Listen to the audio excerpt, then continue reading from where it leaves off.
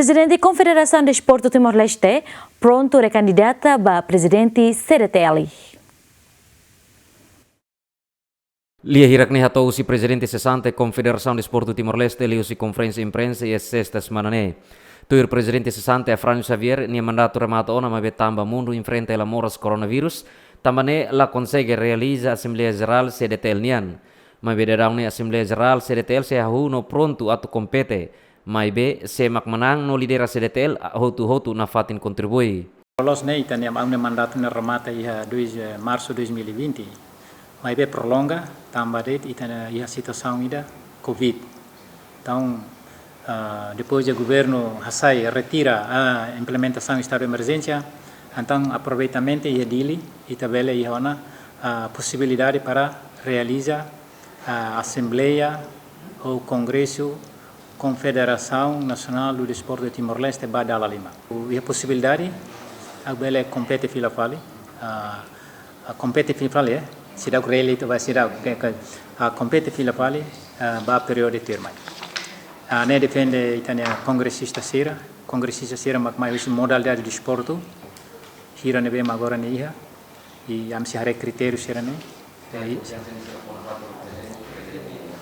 kalau sera po 100% pronto a executar a ordem ne bem mas sera po fiar ne mai ane sam presidente atual agora se sera Hassai fale sera ne confiança ba fale sera mu ita pronto apoio na pati tama desenvolve de desporto ba ita hoto.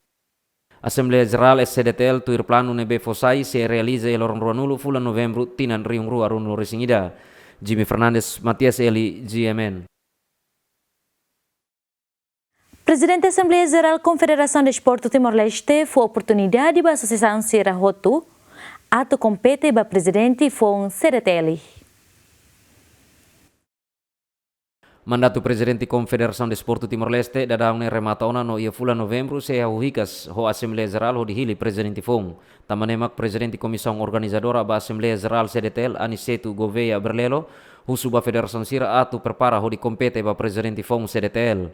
A me convida a Federação Sira nebe que atu bele mai foti formulário atu halo registro atu ne bele mos atu compete ba iha estrutura CDT linha e atina 2021.